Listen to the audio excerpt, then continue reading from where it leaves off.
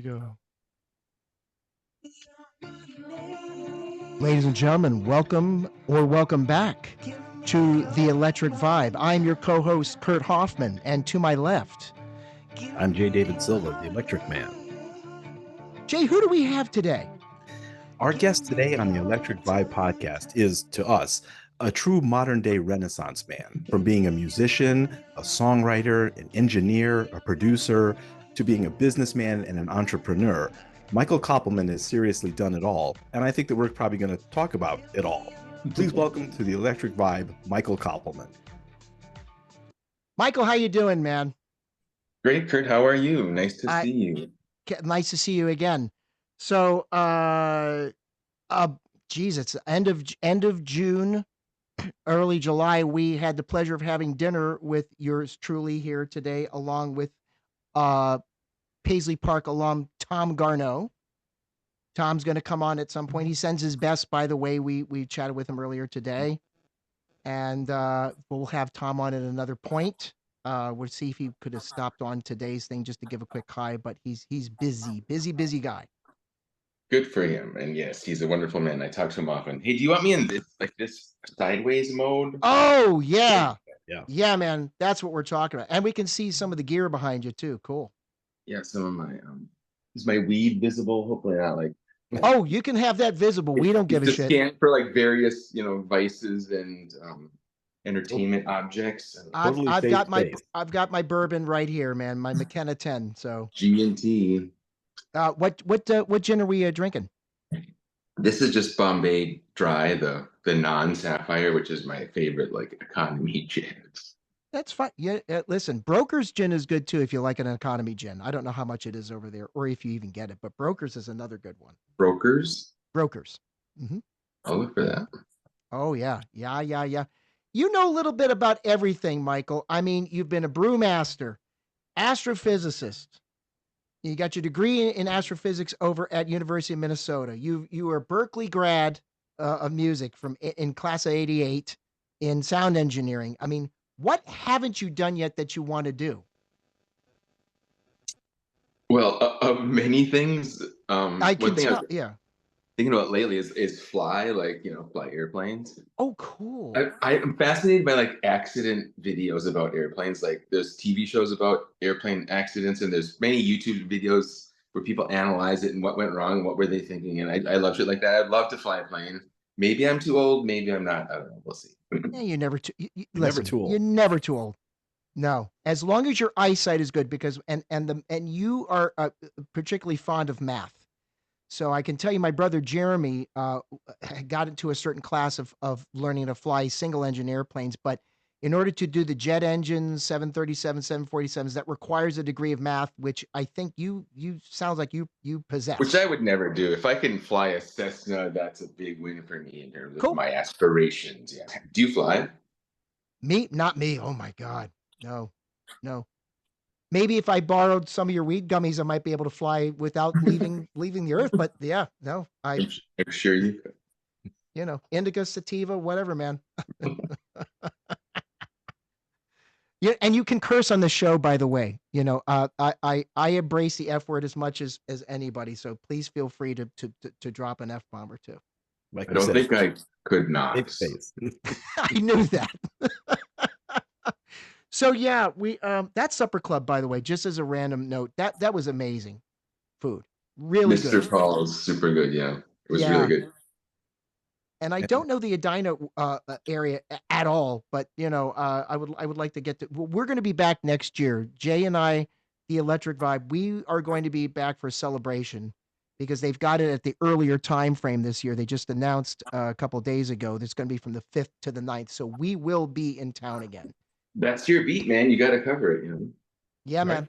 Right. Yeah, we're about it. We're about it. Go ahead, Jay. Go ahead. Thank you. I appreciate it. Michael, thanks again for joining us. We sure appreciate it. And, I guess I really wanted to start with your background. Obviously we're very familiar with, how you came up and how you grew up. Can you talk a little bit about, when you started playing guitar and when you really started getting into music and then the evolution that went on from there? Yeah, sure.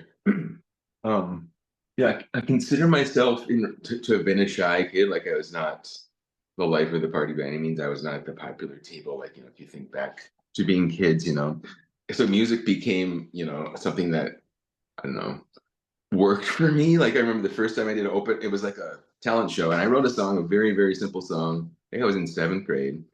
Two friends joined me, and we played this song, and I swear everyone looked at me different from then on. And obviously, music is in my soul in much more ways than just the vanity of being adored in seventh grade. But I just got the bug of wanting to share music and write music. I've been writing music, ever since, and playing it out ever since. And when I went to Berklee College of Music again, I felt like a small town North Dakota kid in this giant city, Boston, with people way better at everything than me. So it was humbling. At the same time, I kind of like found my confidence just by doing things. Even though I was not that good, like sometimes confidence precedes, being good, or at least it did for me. And so I just kept working on guitar. I kept recording. I've been recording since seventh grade. Also, to me, writing and recording are very much entwined. Mhm. So it's just kind of like in my blood, and it's an obsession, and it might not be healthy, but you just keep doing it. You had told a story about you were playing guitar and you in an earlier interview that we listened to, and then you said that your father had brought home a bass and said, "Learn this." Can you talk a little bit about that? Yeah, that was my first like stringed instrument. So it's maybe I'm guessing here, but maybe fifth grade. And my dad brought home this electric bass guitar, which a little kid like me, it was the most magical thing I'd ever seen in my life. Like an electric bass guitar. I was blowing both me and my brother were like, holy. And he let us play it, and we're just messing around. And he's like, he taught us a few things. And he's like, he could instantly see we liked it. And he's like, "Do you want to play it?" I was like, "Yeah." He's like, "Good, because I need a bass player for my jazz band." So I got recruited into playing the bass. And the bass is the bottom four strings of the guitar. So Yep. a lot of guitar players start with the bass, or let me say, a lot of bass players go on to play guitar. So I was, that was my foothold into guitar, and changed my life. The fact that my dad brought that bass home, for sure. What bass? What kind of bass was it? A Fender or? I'm sure it was a Fender, probably a Precision. I don't really remember though. Ooh. I mean, if you're going to learn on on a bass, that's not a bad one to learn on. I mean, standard stuff there. So with your knowledge of playing the bass, now your dad was a music educator? No? Yes. Yeah. What grade level did he teach? He, at that time, it was like seventh to ninth, and then he finished his career doing like ninth to 12th, sort of senior high. Okay, were we still calling it junior high back then? Because some of us remember it's not middle school. So Right. It was then junior high, yeah, yes. I'm No in middle that age school. group. Yep, I was in that age group too, so I get it. So cool. So he was he was the middle school band teacher. Did he do chorus as well, or just band? Just band. But he kind of Okay, played every instrument, which was inspirational too. Like he could cool. teach kids any instrument, which I thought was very impressive. Yeah. What's your dad's name? I'm sorry. Dale, Cool. Dale Kaufman. All right. Well known in Grand Forks, North Dakota, I'll tell you that, by music educated people. Cool.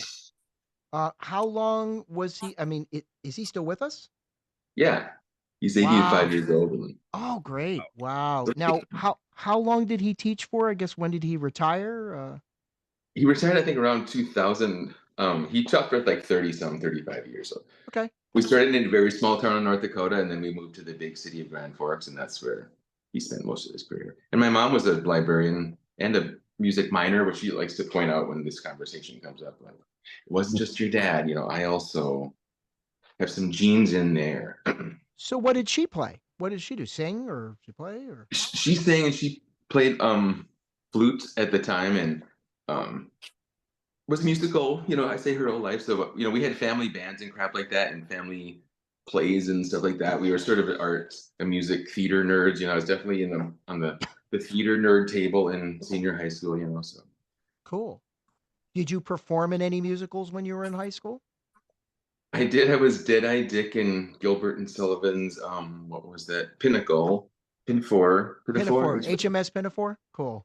But I play guitar, so like I got shanghaied in guitar most of the time. So even though I'm not a great singer, I just want to admit this, especially back then, I was not a great singer. I thought I was, again, confidence preceding ability, Sure. but I could play guitar. So I was in the pit band, like most of the time playing music, which was super fun also. Oh, listen, pit band's a skill. You really got to know what the hell you're doing underneath the pit. Yeah, I get And it. it's so fun. It's really fun. I think I've only done it a few times and really enjoyed it. Do you So have a Michael, Oh, sorry. Go ahead. Michael, can you tell us about your time at Berklee? Learning and growing and developing. Yeah. I mean, there's a lot of different aspects, but 8 years surrounded by, incredible musicians who are obsessed with music all day long. Back then, I don't know if it's changed, but they call it the Berkeley Beach, but it was Massachusetts Avenue, and there's this building, and there's these window wells. It was, Berkeley's building, and people would sit there and play guitar or bass or smoke or whatever, and just hang out in front of Berkeley, playing music essentially. And it was back then 80-90% male. Luckily, it's much more 50-50. It might even more women now than men, I don't know. But so it was a bunch of guitar players and then a bunch of hardcore jazzers and stuff like that. And again, I liked pop music. I was from North Dakota. I didn't necessarily feel like I was poised for success or anything like that. But I loved recording, and having access to recording studios was the best thing about Berklee for me. I could actually use recording studios. That was my class, like recording 101, and you get studio time and you would record songs, and they would give you projects to do, and I loved that. And I was recording on 4 tracks my whole life, bouncing shit back and forth, and like essentially making shitty sounding music because I was always trying to push the equipment farther than like you should have. You have a 4-track, record 4 tracks, okay?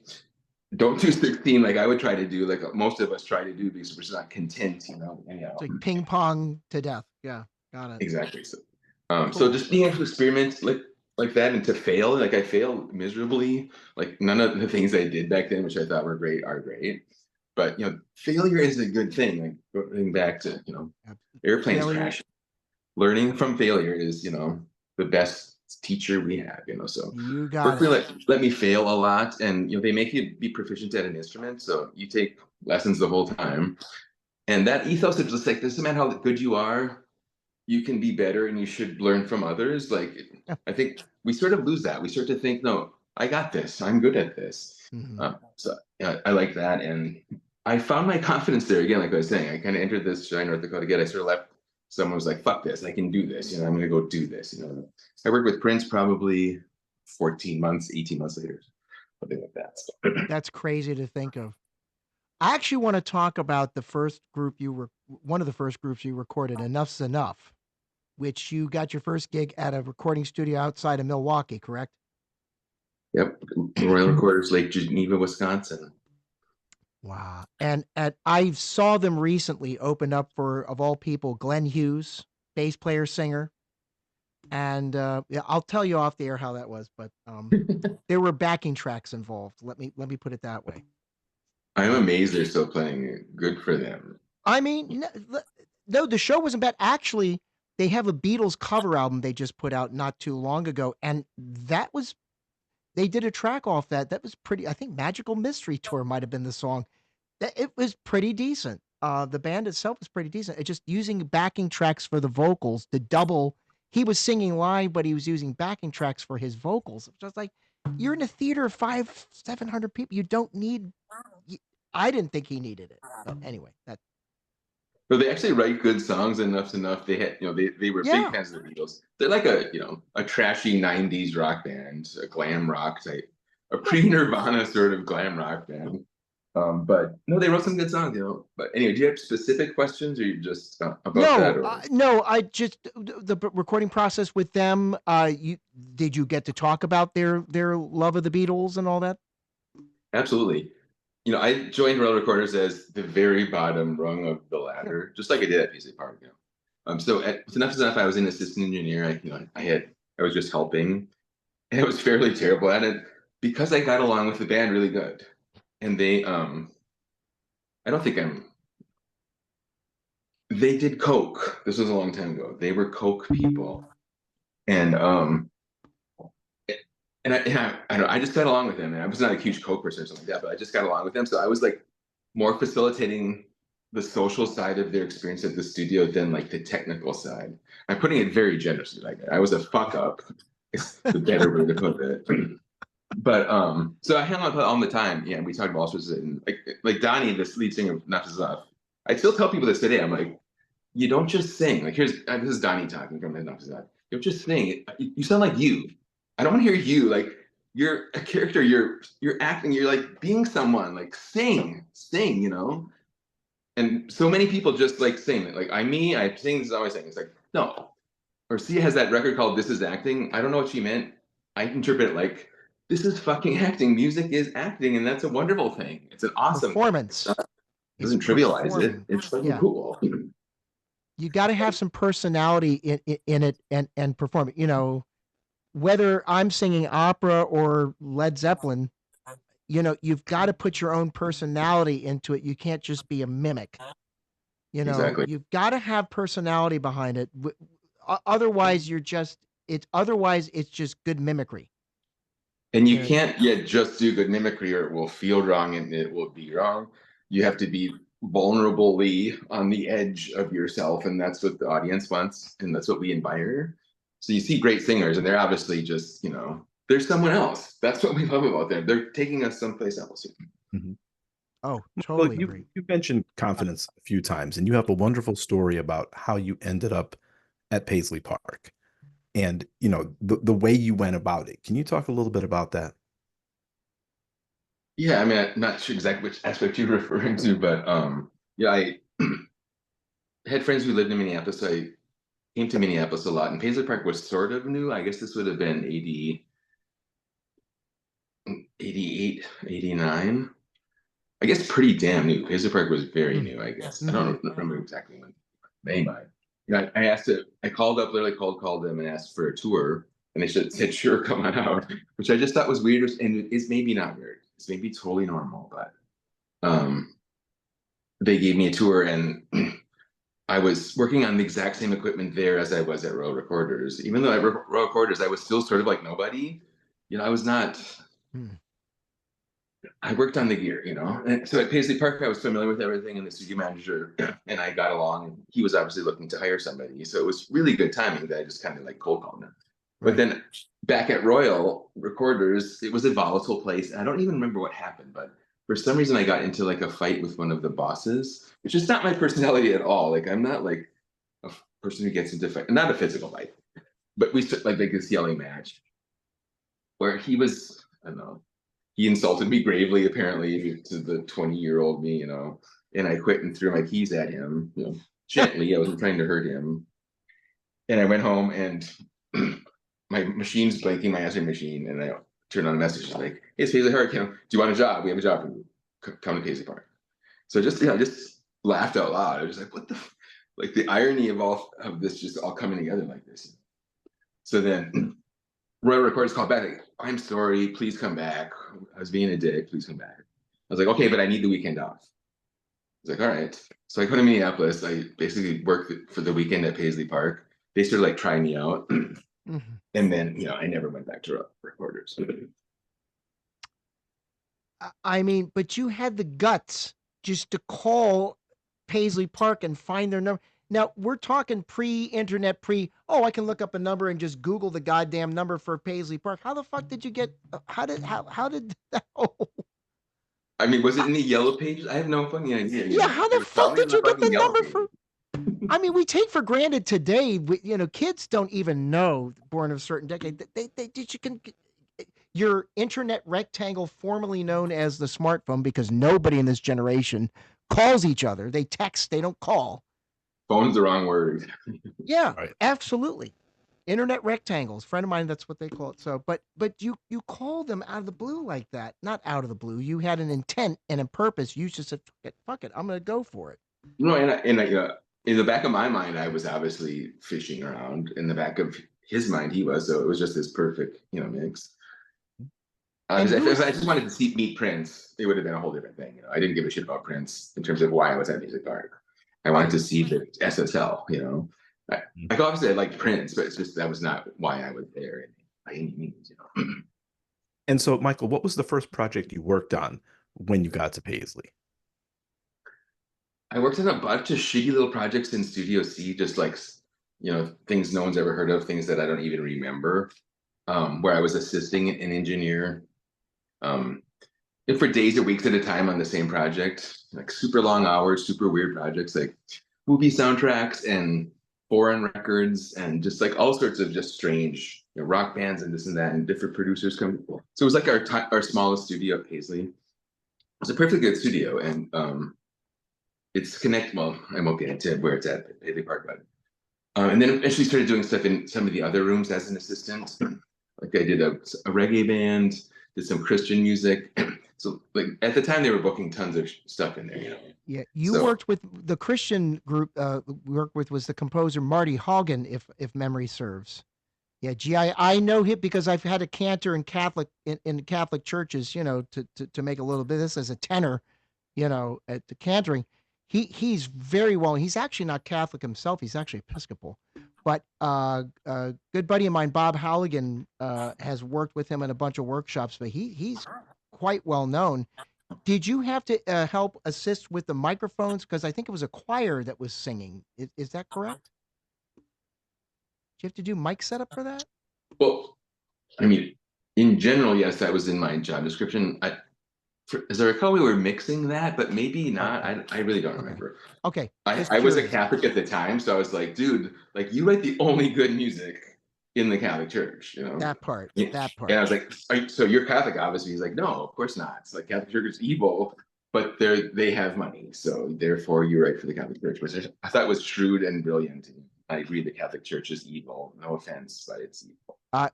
You're barking up the right tree there, but he's a Minnesota-based composer too. If I didn't know I'm not that. mistaken. Yeah, he is. He's from Minnesota. Yeah, but no, that was curious because I look at your discography. The Boys. You've worked on a ton of other stuff in some indie rock groups. The group the reggae group you just remember. Messenger, yeah, Messenger. Right. they So were awesome. Which also relates to the blue light story, which I tell a lot, which I won't tell today unless prompted, but oh, we were going to prompt you on that shit because you played bass on it. Come on, you knew we were going to ask because you mentioned you played bass on that. yeah. How come it wasn't Sonny T that played bass? You just happened to be on. Hey, I need somebody to play bass on this. You play right, and he hands you a fucking bass or something or what? No, not at all. But so the blue light story is he had started this song. I don't know where, like they started a bunch of stuff in Japan, like right before I got there, that we ended up working on a lot. So this mysterious tapes from Japan, like and a lot of it, is out now and stuff. But so one of these orphan songs that I don't know where it started. Actually, I have no idea where it started. Maybe I helped him. I don't know. Anyway, it was like a faux reggae song, and he wasn't very happy with it. So there was a time we were working on it in the studio, and I don't know what he expressed, some dismay. I don't know what it was, but I was like, can I work on this? He was like, sure. Like as usual, Prince would give me like 5 minutes to work on things. It wasn't quite 5 minutes, but I digress. So he's like, sure. So I don't know when it was. Eventually I got time with it, and I put bass on some keyboards, and I liked the song. I thought it was a great song. And I'm a white person, but I like reggae. I listen to reggae. That Messenger band was awesome. And I like to try to understand, like, just what makes things cool, and for some reason I had this notion that like not playing on the one is cool in reggae. And I don't know if that's actually true or not per se, but that was my idea. So when I got a chance to work on it, I put the bass line on, and my idea was to not play on the one. And I came up with this bass line, which I think is pretty good. Is evidenced by the fact that Prince left on the record, which we'll get to. But I put a bunch of other keyboard and stuff on it. This was late in my career with Prince. I got fired soon thereafter. That was the last I had saw Blue Light. So to my knowledge, he never listened to it by the time I got fired. So when it came out, I was shocked that bass part was on there. He left like 4 notes of the keyboard in a few little areas that I could point out, but the fact he left the bass part into me was amazing. And because I just assumed he hated me, because that's how you feel when you get fired. You're just like, you're excommunicated. Yeah. I was like, how would he leave my bass part on there? But it's like a test. And he was like, I don't fucking care about Michael Kaufman. I care about the song. Is this song working? And he thought it was. So I think that's awesome, you know. I Sometimes think I'm it's credited as fair. like Prince's bass player. I'm like, no, no, no. I played one song when Prince wasn't looking. That's it, you know, basically the story. I mean, I I think think that's it's cool. key. I'm sorry, Kurt. I think it's key, Michael, when you said that, like, yes, you were a Prince fan, but you didn't go to Paisley Park for Prince. And I think that speaks a lot to obviously love of the craft, love of your technology, your love of technology. You said you were working on some of the same type of equipment, but you really went there. It sounds like for you, Mm-hmm. you went there for your career, for your passion. And I think that's key because looking at the breadth of things that you've done, and we're going to get to a lot of that in your whole career, there's so much that it just seems like you're constantly growing, constantly evolving, constantly learning things. I mean, in the intro, I talked about some of the things that you've done, but it really just seems like you're really trying to live your life. What was the last sentence? Sorry. It just seems like you're really trying to live your life in a whole bunch of different aspects. Absolutely. Like I'm chronically addicted to trying to keep myself amused, you know? I don't know how everyone else does it, but for me, it's just like learning is like my drug. Also, drugs are my drug, but learning is my drug. It's your drug. You know what though? You're unabashedly you, and that's the great thing. You don't make apologies for it, nor should you. Should you? Right. You know, you're Thank you. living your life. You've lived a life that, you know, there are many people who never leave the four walls, metaphorically, of the bubble of the town that they live in. They never leave and never go on a vacation, never go anywhere outside of where they live. They live in a bubble. And there's a whole generation from the pandemic that probably has that engendered in their fabric of culture. And you know, you have this intellectual wanderlust, shall we say. Yes. I Yeah, think and that, you know, sorry. epitomizes who you are. I mean, Jesus Christ, you go from brewery to astrophysics. I mean, not many people would want to do either one of those and do music and do this. I mean, my negative spin on that is like I failed at everything I've ever done. You know, like that's why I moved on. I'm not known. What am I known for? Any of these things? Like no, you know.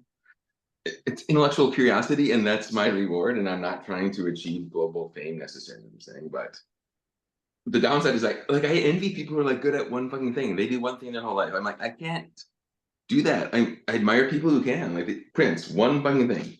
Prince did not want to be good at two things. He wanted to be good at one. Well, he did sex, but then music. You know, there was nothing else that got onto the top 10. There was two things on the list: girls and music.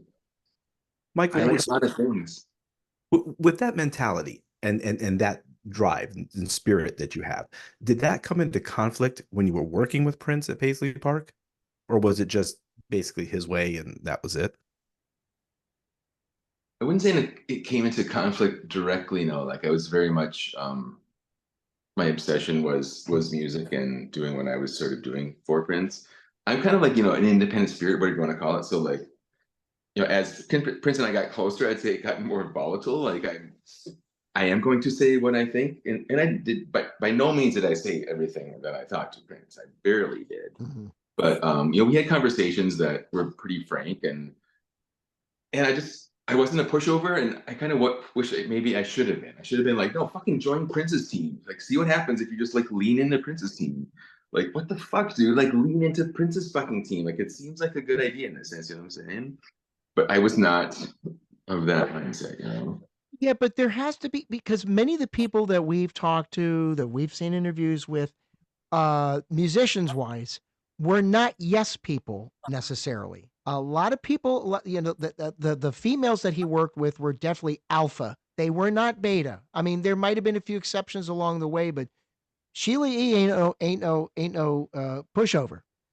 You know, None of them really were. I mean, Carmen no. a little, I guess, but no. Right. So, I mean, but he didn't work with people who were yes people. It seemed to me. I mean, there might have been a few along the way, It but was I a don't know very how. thin line. I think it's, you know, like You did not just say what you thought to Prince. I mean, I haven't dug into detail with my Prince related friends, but like you were always, Prince was demanded in a social sense that he was like kind of on the top of every pyramid in a social sense. You know what I'm saying? Mhm. I was not his peer. Sonny Mhm. might have been his peer. Yeah. There's a few people that might have been his peer, not me by any means. Sure. I'm quite sure that you're proud of the work that you did at Paisley Park. Some of the songs you did, you worked on "Can't Stop This Feeling I've Got" and things like that. And so you must have a sense of satisfaction personally from having contributed. Absolutely, yeah. No, it's like a dream to look back on it, to like see the gold records on my wall, or when people ask me about Prince, it's like you were really in the fucking studio with Prince. Like, it was so long ago. It's just like I'm a Yeah. 24-year-old kid, traveling around working with Prince, talking shit and doing the best I could to keep up. And it's kind of hard to believe, in retrospect, but absolutely, I when I bring it up with people, I'm like, well, my claim to fame is, it's like, unfortunately, I have to look backwards at the moment to talk about my claim to fame. Someday maybe I'll do something so awesome that Prince will be the second thing on the list, but so far not. Yeah, but speaking of which, you made a discovery in a homemade observatory, right? Which became part of this PBS documentary on the stars. Was it a gamma explosion that you happened to? It was a gamma ray burst afterglow. So essentially, when the gamma ray burst happens, like it's this multispectral event, but some of it's visible. Yeah. So like we were sort of trying to catch these visible afterglows. So I got super lucky, that I was way into astronomy, as that was my observatory. The solar comes in. Hmm. I can barely see the object, but I mean, you can't see it, but I could see what it was supposed to be. So I just took a bunch of images, just to see if I could. So, discovery wise, very small on the list. My name's not like listed anywhere really, but I was in Nature magazine for it, just like this little footnote of like amateur captures gamma ray afterglow, And then Seeing in the Dark was a wonderful film. It's on PBS. You can probably find it on Yes. streaming services, Yeah. but about amateur science and amateur astronomy or amateur wonder, So it was really super fun to be involved with that project. Speaking of Can you which, talk? oh, sorry, I'm Jake. sorry. Michael, can you talk a little bit about that curiosity and that drive for learning and how you apply that or how it naturally comes when you're songwriting, when you're composing? That's a really good question. I mean, to me, learning is like the best drug, and the mindset of learning, like which is like well known, like the mind of a student. It's like this very open mind. So it's like a drug for me. Songwriting is a weird thing because you're as you're trying to find these footholds into things, and a lot of times the footholds are into very simple things. Like you're convincing yourself that you're allowed to write a melody and the song with 1, 4, and 5, or very simple chord progressions that many songs written. If you fight too hard against that, you can just write a lot of terrible songs. You kind of just gotta like lean in to it, So and yeah, it's like I heard that quote from Sting. It's like if I'm not surprised in the song in the first like 10 seconds, I'm not gonna listen anymore. You can't just do that. You have to look a little harder. So I love opening my brain in that way to just what I love the normalcy of this thing, but what's this adjacent thing I can go to. And in a sense, that's kind of true, I guess, in my thinking in general. Like looking for adjacent things is kind of satisfying in a way. I don't know. Do you write every day? Are you constantly thinking about composing? I wouldn't say every day, and it's certainly not in a disciplined way, but I write all the time. So if I pick up the guitar, like 99 times out of 100, I end up recording voice memos of 2 or 3 ideas. And then I just pick one of those to start following around. And, it's a fun process to just kind of follow this little idea around and kind of see where it goes. What was the quickest song you wrote from start to finish? The easiest, I should say, from start to finish. And what was the song that took the longest for you to gestate and get down and finish it? Your own stuff, not anybody else's. I can't really answer that, but Okay. but like I think about this sort of stuff a lot. Like the harder you have to work at it in the sense, the worse it is. You're like, I have songs that I think are great that are 10 years old or more. And I'm like, is it great? Why are you sitting on that fucking song? You know, like that song, if I just keep thinking of that song as being good, it just kind of like holds me back. You know what I'm saying? So I heard this story, I believe it to be true, where Hailstorm, a rock band I love, was doing a Yeah. record with a new producer, and the producer, they were talking about what songs they had, and the producer was like, write some new songs, like go in there and write some songs. And the bravery of that to me, also the insanity, the bravery, this is a band at their peak. This is a smart decision. Go write some songs. You guys fucking got this. Let's not start digging into what turd should we polish that has not made it, you know, do new things, you know? So I forget the question, but I hope that answered it. No, no, no. What was the easiest? What was the hardest? That no, definitely your mindset and how you view, you know, if it ain't working for you in the first couple of minutes, you're like, fuck it. You'll just chuck it and move on. That's, you know, everybody's got a different process to how they get from start to finish No, I when definitely they compose. gravitate towards the things I'm most excited about. So like, Sure, there's this big pile of stuff churning around in the vat, sure. but the most important things are what, you know, what I gravitate to, which are sometimes very silly. Like I spend my time on sort of like silly things. Like, why did you do that? Like, no one listens to songs like that. Like, you don't even like songs like that. But you just have to follow where it goes. Like, you have to separate creating from like, what do I do with this? If you start creating for what you want to do with it, I think things just go downhill. Create. Worry about what you do with it later, you know. So I'm talking a lot. I hope that's cool No, because Oh, absolutely. you're the guest. You're the person that we want to hear from. We don't want to interrupt because they're like, does we're he shut up? And the answer is no, we don't give a shit about that. We want you. This is where I'm here for the nerddom shit. You know, the little minutia and stuff. That's what this is about. We live for that shit. You know, Right. we have mentioned Prince, but we have, you know, and you know, people are going to come here for the Prince shit, but they're going to learn about your stuff as well because you compose. You have some great stuff out there, which I'll have links for, playlists for, later. And you also have done over the years. You have been involved in a lot of technological enterprises, early iterations of the internet, and you've been involved in your early days of podcasting, I should say, as early as 2003. You know, that wasn't necessarily on people's radar to do podcasts, but the Low Life, LOLIFE, for those playing at home, and I'll have a link to that. Is that still? Are you still using that, or has Three Things replaced that? who knows, man. I have Okay, no fucking idea. good. That's a good answer.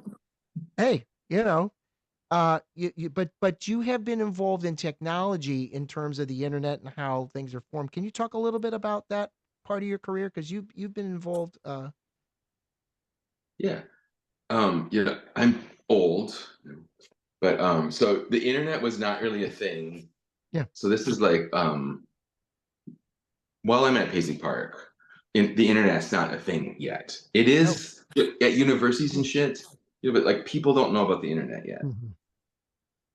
But we have computers and they have modems, and there's these BBSs, bulletin board systems. So people have this thirst for networking. So there's all these places you can call with your computer. You know, were you part of this? Is this familiar to you? Yeah, Yeah. early. I mean, we had a Packard Bell back in '96. So you know the early days of that, but you precede all that. You know, AOL and all that stuff. You What know, was right? AOL. It was right on AOL time. Okay. So I'm working with Prince, and I get Hmm. my first Macintosh. It's a portable. It's like this big, it weighs 900 pounds, you know, but it's a Hmm. Mac, and you can carry it around. And I'm traveling with Prince, so this works for me. And I have a modem, and I want to do shit with it. So I call things, you know, I call these BBSs. So at the time, any city you went in, you could find lists of numbers you could call, hundreds of them. And it's a system that has like software running where you can chat, leave messages. You know, is this ringing any bells? It Yes. is. No. Yes. Okay, Yeah. We're all over 50 here. Believe Right. me. Right. okay. We're right there Just with wanted you. to make. So this was super fun. I thought it was super fun. You know, so me and my friend Chuck, who worked at Paisley Park, Was that while Chuck we're at Paisley Zwicky? Park, Chuck Hermes, Oh, Hermes. Hermes. Okay. um, we're doing stuff like this. He's also like an early adopter on technology, and we're calling things. And there's this one kind of system called First Class, which is like graphical. It looks like AOL. Most of them look like DOS. You just like text green going by. green screen This shit. one had like windows and chats, and and Chuck and I were looking at it like this is super cool, And Chuck should tell this story. You don't know Chuck yet, do you? But Chuck is Not yet. A great Prince resource. But anyway,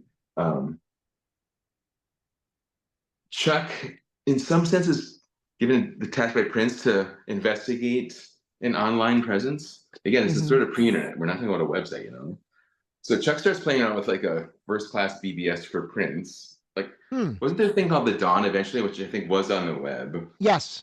Like a predecessor to that. I think it was even called the Dawn. Yes, it was. And he and I are also playing around with like, hey, this is cool. Like, let's do some fucked up like BBS thing, because we're edgy people. So like we like, at the time we think cool music, cool everything. We're into cool. We're the cool people.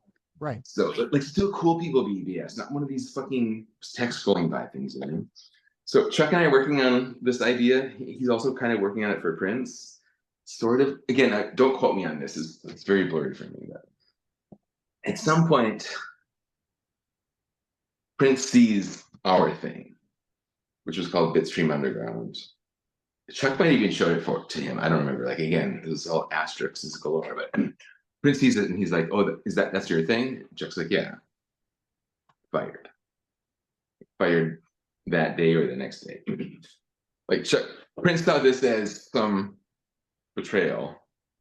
Again, like we should get definitive on this so Chuck, after that, Chuck's now fired too. We're like, fuck it, let's do this. We call it Bitstream Underground. Let's do this fucking thing, It cost, $1,000. Like it was no big deal. And we created this thing and we got the best radio stations, the best clubs, the best bands, the best everyone to join it because it was the only fucking thing going on, So we were fairly cool in Minneapolis at the time. And just barely pre-internet. And just got this buzz going. Like there's still communities today based around like this BBS, like people who know each other, got married, whatever. Wow. Crazy bands and stuff. Like it was this cool like thing. My friend Robert Stevens, who created the Geek Squad, which later got sold to Best Buy, which is now fucking everywhere, invited us to the University of Minnesota and showed us the internet during this time. He's like, look, here's the internet. We're like, holy fuck. There was porn. I mean, that's not why we were there. There was porn. Once porn is there, like the engine's running, you know what I'm saying? Right. Yeah. And it was this small penny thing, but we were like the internet. Bing, So email addresses became a huge thing very soon after. HWWW very soon after. And we just kind of rode that wave on all that stuff. Wow. We were not rich from it, like we weren't smart enough to get super rich, but we did fine. And I think that's part of the reason why also, after we ended up meeting out in Minnesota, that Kurt and I wanted to speak to you because it's that drive, right? It's that thirst for knowledge, that bravery to try new things. I think that we were so impressed with you. And then we see that being applied to other things that you've done in your life and in your career, being an entrepreneur, the Badger Hill Brewery, things like that. So it really seems like you're not settling on just one thing. Are you still in, you're not, are you part of Badger Hill Brewery still? Not anymore. Nope. Just a fan. Yep. Yeah. Because I'd driven up and had a couple beers at Paisley Hazy. So that's where I met you, right? I'm like, that's where I met you. Who is this motherfucker? Oh yeah. You definitely eyed me up like, the hell is this guy? I think, as I recall, you said you were a singer. I was like, oh, you're a singer? Like, did you say you're like an opera? You're a tenor or whatever. Right. I'm like, sing. You did. So you sang, and everyone heard you. Yeah. And that works for me, Yeah. No, it was really cool. But let me tell you something. That was some tasty shit. And your love of science, and I've heard you talk about the science of the devices that you had. These I can't describe it the way you would, but these sensors that would measure and send stuff to a cloud or whatever the hell. I mean, you really got into the technology end of brewing because science, Absolutely. the pH of how you're making things why a certain pH level won't work for this particular beer, and why this pH level will work tremendously well with other. You really dug into the science aspect of making beer. I love the science aspect of making beer, which is like astronomy was led me to science so that when I got to beer, like I was ready. Like that's how I look at things. But Yeah. I didn't innovate much in the beer side of beer, but and I'm not tooting my horn. I swear I did things like with Internet of Things technology that people were not doing in breweries. I'm like, this costs tens of dollars to like get tons of data about your process. And you have big companies selling really expensive solutions to giant breweries. You have small breweries doing nothing. And there was a solution. I talked about it, and no one fucking paid me any attention. I was like, okay, fine. I just thought it was kind of funny. I was like, I did talks and papers about like, you guys, this works amazing well, gives you data like you cannot get any other way, and it's cheap, and you should do it. And it was just kind of like, and I'm not to say I'm alone in this. Many people are tracking on what I'm talking about, but I was, emerging technology is interesting to me, and so it absolutely played into my brewing career. Nice. So what's next, Michael? I mean, what are you working on now? What is like kind of driving you right now?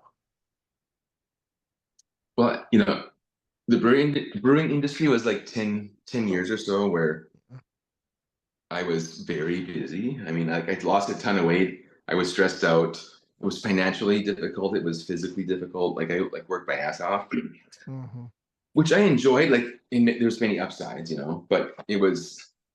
I still wrote music and recorded music throughout this whole time. My whole life I had. But having that also go away and just be able to focus on music is amazing because I've got this pent up sort of creativity. I'm sitting on a canning line, for 10 hours a day because I'm a leader and you got to fucking do the shitty jobs. So I'm there doing this shitty job thinking I should be writing songs with this person, this person, this person, this person. And now I am. I'm working on songs with a bunch of people, projects with a bunch of people. And what happens, I don't know. And it's not mine to say. I'm going to make the best fucking music I can. Like it's the only thing I have control over. And then, I'll probably be unknown and poor. But maybe someday I'll do something that people give a shit about. Who knows? So a guy like you who's been so in the tech world and a main place where a lot of musicians are making money. Earlier in my iteration of this podcast, I talked to Matt Fink about this, and the big thing that he's been into for the last, I'd say, more than 20 years is sync licensing. Have you gotten into that world at all, or? No, I've kind of tried. I have a friend that does very well with. He writes 60-second pieces of all various, and he gets residuals, and it's really good stuff. And I've showed him my stuff, and he thinks it's great. He sends it to his people. Nothing ever happens. I've used services like SongTrader. Nothing ever happens. So I've got music, like tons of music, where I'm just like, I know it would work for someone. I do not know how to get to them because they're just so fucking busy. One more person saying, I have good music. Like there's a din of people saying that, saying so. Yes, I would love to do that. I've got the shit for it. You certainly do. I just don't know how to make it happen, And I'm also lazy and easily distracted. So I'm not someone that's gonna like put my nose to the grindstone for very long. So that's why I change topic a lot. That's all right. You know what? It's going to happen. Something's going to happen with it. I imagine. Because I've heard some of the instrumental tracks that you had recorded on the Low Life site, which is still up and running. And you had various examples of songs, short pieces that what was the one that you had, the ARP Omni? So we use an ARP Omni in our band. Our bass player slash Swiss Army knife John Paul Jones figure in the band, Chris Roa, has an ARP Omni that's vintage 1975. And the pain in the ass thing about it is you have to tune it, right? You have to, when you turn the thing on, it's analog. There's no MIDI, nothing on it, no sequencing shit at all. You have to tune the fucker to his digital keyboard. But boy, the sounds you get out of that shit, because he doesn't use a Moog Taurus bass pedal like John Paul Jones. So when we play in clubs, we use this ARP Omni. It's just a monophonic, Jay. It's a monophonic synth, and it makes the richest bass notes ever. Was that a plugin that you use, or was that actually an ARP Omni? I just called it that because the song has an arpeggiator in it, so it had nothing. Oh, okay, ARP. okay, got it, It's got it. it's analog sounds on arpeggiator, so that's what it was for me. Yeah. I just love analog synths, man. And there's nothing, and you notice today's music with guys like The Weeknd, and all that, all the 80s synth sounds have come back. Back, right? I think of like Stranger Things, the two guys who composed the music No for that. question, no question. Like I love it. the palette keeps getting broader, like as new things keep happening, it just keeps Yeah. getting broader and broader. Yeah, 808s, 909s, Wurlitzers. I mean, there's a trillion classic things that we're using every day still. Yeah. And I use like Apple Logic or this, so I have great guitars, but everything else I do is in the computer. There's 10 trillion settings on 10 trillion things that you can do 10 trillion, like dimensionally, Yeah. there's a trillion. So it's like, I love when people have idiosyncrasies. Yes, get your D3 or get your ARP or get anything you Right. want. I love that Right. shit. Yeah. But I have everything I need in this thing except my guitars, Right. which I kind of love. guitar? Yeah. What kind of guitars are you working with? Your acoustics and what have you? What are you working with? I have a Martin and a Loudon acoustic guitar. Loudon's a Okay. Northern Irish guitar. Oh, cool. And then I've got, well, I call it Mrs. Grohl, but the Dave Grohl version of the Trini Lopez. Oh. Are you a Foo Okay. Fighters fan? Oh God, yeah. Yes. Yep. So Dave Grohl plays, Trini Lopez is like a 60s era guitar. There's the Dave Grohl reissue of it. And I got a numbered version. They Wow. did 200, I think. Oh wow. And I randomly came across this one. Now they've done another reissue. They're great fucking guitars. Like Dave Grohl plays it almost exclusively. I play it almost exclusively, and then I have another. It's like an E335, it's a semi-hollow body, and I have another 335, which is my other favorite guitar. Great sounds. And I'm a semi-hollow body guy. Les Pauls, Strats. I want a give me a 335. And some people like this palette of guitars. I'm not really like that. I'm like, give me my guitar. I want my guitar. I don't need more guitars. To each their own. Of course, listen, if it works for you, it works. That's all that matters, really. Now, as far as so aside from the Martin and the E33, that's bass. Do you have a bass guitar that you still play on? Well, no. My brother lent me his Fender Precision bass, which I use on everything, which is great. And he has a jazz bass, which is even better, a Fender jazz bass. So yeah, I use that P bass on everything. And I just want to point out his brother's name is also Kurt, the way it should be spelled. I just want to point that out. Of course. That's right. The only way it should be spelled. So at any rate, oh man. Well, thanks for doing this first and foremost. Thanks for taking your time out. It's totally my pleasure, man. Yeah, I mean, really, it was our pleasure, Michael. We love the energy. I love your spirit. Yeah. It's refreshing. And we appreciate you taking the time to hang with us. Awesome. Anytime you guys want to do a follow-up, I'm here. Or when you come back next time on your beat, I'll be here, Oh, sure. Yeah. I mean, there's tons of stuff I'd love to talk about. The Diamonds and Pearls box set, which featured a lot of tracks that you worked on, a lot of unreleased stuff that you were a part of. Yeah. Well, if you guys do come, like we could do content for you, go see Chuck and Tom and other people, so call me anytime. Absolutely. Will do. Well, we're going to check in with you from time to time anyhow and see how things are going. And is there anything you want us to plug? If this is your most poorly rated podcast ever, I'm sorry. Oh, for God's sake! Not a good hair day. I don't know. It's just not a good hair day. I don't know. Listen, wait a minute. Let's talk about one thing. We still have our hair. We do. What's underneath it is a whole fucking different ball game. Okay. That's why I always tell people, Kurt, you got gray hair. It's like, yeah, well, what's underneath it's a whole different ball of wax, baby. Let me tell you. I've earned every fucking wrinkle on this face of mine and every gray hair I've got that I try to color and doesn't work. Whatever, man. We got to rock out with our cock out. You just got to be you. And we love the fact that you are just unabashedly you. You don't listen. And please, not that you ever would, you are unapologetic and passionate, if anything. And if anybody gets anything out of this, That's why you were able to stay in the game for as long as you did with Prince. If you and I'll tell you, Michael Bland says this, and you've worked right alongside him. He said anybody who worked with Prince for more than a year in their own sense is a genius. If you're able to hang in there for more than a year, you're a genius in your own right. Genius of just hanging in there in general. So I can't agree with that, but I feel I get what he's saying in terms of like, yeah, you have one of the best musicians of all time watching you closely and bossing you around, and like, no, it's it's humbling and educational for sure, and it's fun to think back on. It was your boot camp. Yep. No question, absolutely, in many ways. Yeah. Well, thanks again, Michael. We're going to plug everything you want to plug. Is there anything specific you want us to plug? Anybody?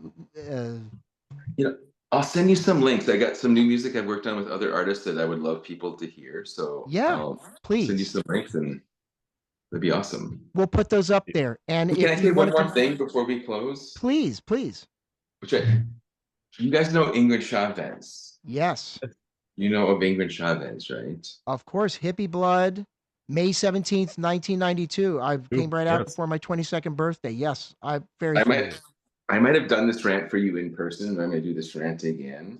For some reason, her record is not on the streaming services. That record you just mentioned is not on Spotify. It's not on Apple Music.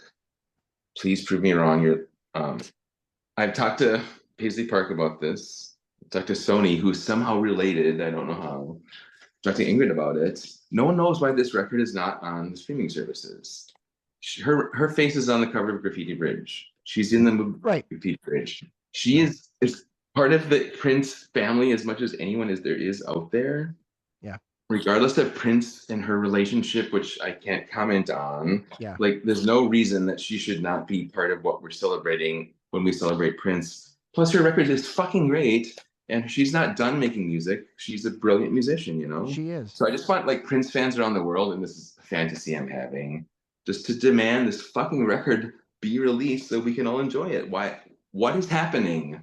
I'm confused. And all the Paisley Park, but all the Paisley Park shit, like the 3 o'clock, Dale Bazio solo album that was on Paisley Park. Eric Leeds with the first 2 Madhouse albums are not on streaming. Tony Lamons. There's a lot of that shit that's not on there. Believe me, Michael, you're preaching to the choir here. Someone is dropping the fucking ball here. These are unleveraged assets. You have to be a dumb motherfucker to be the person making the call on this. Obviously, it's complicated. I'm not saying it's just people being dumb. Licensure and who owns it, blah, blah, blah. But it's an asset, unleveraged. That's what you're supposed to do. What you're supposed to do if you own Prince's assets is Paisley Park's assets. Get that shit out there. So help me help you, or I will help you. Wait, let's help each other. Oh, wait, as my friend John Gallagher of the heavy metal band Raven says, Kurt, a rising tide lifts all boats. So let us be the rising tide. Let's be the rising tide in this motherfucker. Let's bring the Paisley Park records back. Whoever's grudge or whoever didn't sign the check or whatever the fucking problem is, work it the fuck out. Prince would want that. I'm just kidding. I don't know what Prince would want. So we're gonna play a little bit of. Love it. This is Prince on the sitar. I was so stoned that I could not play the sitar, and Prince just laughed at me, and then he played the sitar perfectly. So that's him playing on the sitar? Now, is that an actual upright sitar? Well, you can't play guitar? This, it's an electric, but actual sitar. Jesus Christ. What if it's still at Paisley Park? We should ask Tom Garneau. I think it's still at Paisley Park. You said, you know what? He told me, okay, so we're not done with this interview. Fuck it. So Tom told me, because I sat next to him at the dinner table, that it should be near where the NPG smaller soundstage was, not the big soundstage. And I looked and I didn't see it. I don't know whether because they had a different display up or what have you, but I understand that it is. But when we go back to Paisley Park, because we will be back, maybe we can talk to Batman about that. Maybe, right? Jay, Craig Banham, who's the head of security over there, and yeah, we're gonna scheme a little plot to be together in Paisley in some way, shape, or form. Yeah, I think Paisley should lighten up. Prince is dead. I'm sorry about that. He's dead.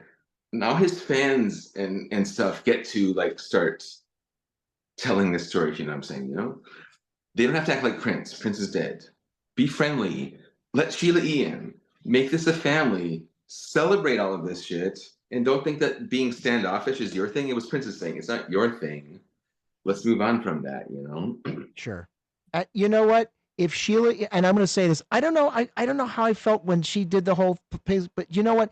If she had interrupted our tour, I would have been like, hey, can I get a photo with you? I mean, you know, I've seen her live as recently as February last year. I mean, she's incredible. Sure, let her. If she interrupted my tour at Paisley Park, I wouldn't have minded. To be honest with you, be like, hey, come on. I think you You said know? that very well. Like, let fucking Prince band members, proteges, celebrities come to Paisley Park, and it's win, win, win, win, win. There's 9 wins there, and there's 0 Yeah, losses. right. Everyone wins, you know. So what the Yeah, fuck? right, right. Well, I think because they're doing Celebration next year, Michael, and it's a Paisley Park. Well, Paisley Park. It's a print. It's a Purple Rain 2.0 is what they're calling it. And from what I understand from this one, there were a lot of people that were missing. Where the hell was the director of the movie? Where was Apollonia? Where was a super deluxe set, not the one that they put out right after he died with all those extra tracks? Where's the, you know, that had all the different stuff in it? So it's going to be interesting to see how this all transpires next year, but we will be there. And I wish them all well. I'm not an Yeah, anti-Paisley no, Park person. Wait, anyway. no, of But course. no, I look forward to more good things happening, you know? Yeah. And we want you to be a guest panelist again. Were you not a guest panelist before, like 2 years ago, weren't you? I was, yeah. Yep. Yeah, And no one knew who I was. It was hilarious, but some people did. 4 people did. for no. No, it's funny. The woman wouldn't let me on stage because she thought I was the help or something. They're literally like calling my name and I'm trying to get on stage. And I was like, I know I didn't dress up enough or something. Because like what's his name? Never mind. Edit this part out.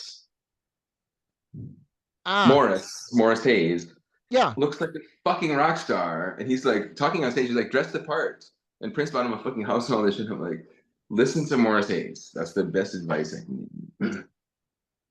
He was with him for 21 years off and on. I mean, he probably kind of was a peer with Prince. I don't know if you've talked to him much. I have not. Yes, I have. I not on a podcast, but I saw the NPG an incarnation in 2019 in York, Pennsylvania, of all places, and got to talk with him extensively because I saw him play on the Jam of the Year tour, the Emancipation album, the tour, and you know, we talked about that extensive. I've got to talk to Tony M as well. Tony Mosley came, very generous guys, and the guy that's singing with them from the America's Got Talent show. Quite a good singer too, whose name is escaping me. I don't know that. I saw all those guys though at that celebration thing, like Levi and Tony and Morris. Mackenzie. Mackenzie's a kid's name. Mackenzie. He's the Prince voice. Yes. Awesome. Very good. Very talented too. Very, very, really. I believe it, man. Many good voices out there. Yeah.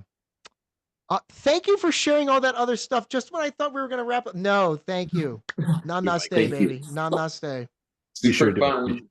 It's always fun talking to you, man. And best to you and the rest of the summer, and all good things to you, man. Really, all good things. Hope to see you guys soon. Good luck with the podcast. Appreciate it. Just do a cool outro. Yes. What should I do? Like,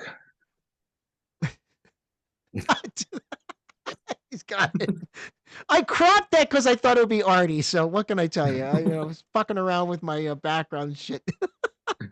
Jay, would you care to take us out while I play a little? Oh, wait a minute. Yeah, go ahead. Okay, everyone, thanks for joining us on this episode of The Electric Vibe. Michael Koppelman, thank you for joining us. And as always, remember, when the universe comes knocking, you've got to answer that door. Peace. And if you like what you hear, please hit the like and subscribe button.